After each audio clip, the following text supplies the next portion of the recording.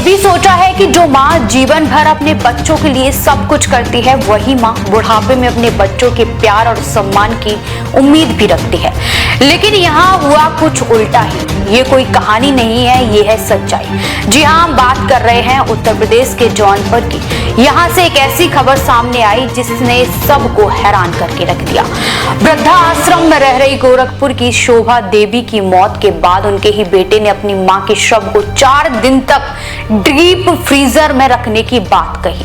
वजह घर में शादी और कथित अपशगुन का डर। इंसानियत को शर्मसार कर देने वाली यह कहानी कैसे शुरू हुई और कैसे एक मां का सम्मान तक उसके अपने बच्चों ने छीन लिया। जौनपुर के वृद्धा आश्रम में रहने वाली थी 70 वर्षीय शोभा देवी, जिनका इलाज चल रहा था, लेकिन 19 नवंबर को उनकी तबीयत बिगड़ी और उपचार के दौरान उनकी मौत हो गई। मौत की जानकारी जैसे ही परिवार को दी गई तो बड़ा बेटा जो गोरखपुर में रहता था, उसने ऐसी बात कही जिसने हर किसी को हैरान कर दिया। बेटे ने कहा, घर में शादी है, शरीर अभी आया तो अपशगुन हो जाएगा। बॉडी को 4 दिन डीप फ्रीजर में रख, शादी के बाद अंतिम संस्कार कर देंगे। मृत मां को 4 दिन फ्रीजर में रखने का ये सुझाव सुनकर वृद्धा आश्रम के लोग भी सन्न रह गए।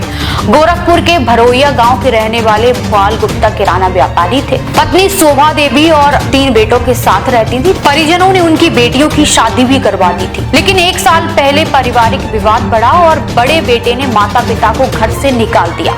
मथुरा में भटकते हुए किसी ने उन्हें जौनपुर के वृद्धा आश्रम का पता बताया, जहाँ मैनेजर रवि चौबे ने दोनों को अपने पास रख लिया। 19 नवंबर को हालत बिगड़ी और इलाज के दौरान शोभा देवी ने दम तोड़ दिया।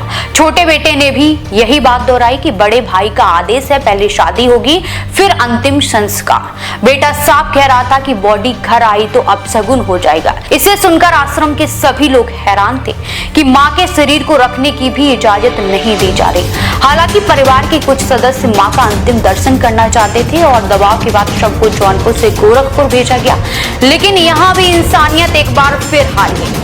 घर पहुंचने के बाद अंतिम संस्कार की जगह शव को दफना दिया गया और कहा गया कि 4 दिन बाद शव निकालकर संस्कार करेंगे। 4 दिन में शव की कौन सी हालत हो जाएगी, कीड़े पड़ जाएंगे, लेकिन बड़े बेटे की यही जिद थी। रवि चौबे बताते हैं कि घर वाले कभी मिलने तक नहीं आते थे, कभी कभी हाल पूछने के लिए फोन कर लेते थे, लेकिन बुजुर्ग माँ बाप को अपनाने का समय किसी के पास नहीं था। एक माँ बाप जिसने अपने बच्चों को बड़े ही लाड़ दुलार से पाला पोसा कि ये हमारे बुढ़ापे का सहारा बनेंगे। जब बुढ़ापे में सहारे की सबसे ज्यादा जरूरत होती है, तब वही बच्चे उनके सम्मान पर आंच ले आए, एक अंतिम संस्कार तक नहीं कर पाए। यह कहानी सिर्फ एक परिवार की नहीं बल्कि हमारे समाज के बदलते चेहरे की है, जिसे अनदेखा करना मुश्किल ही नहीं बल्कि नामुमकिन भी है। देश विदेश की तमाम बड़ी खबरों के लिए देखते रहें किनी टाइम्स। वीडियो को लाइक करें, चैनल को सब्सक्राइब करना ना भूलें।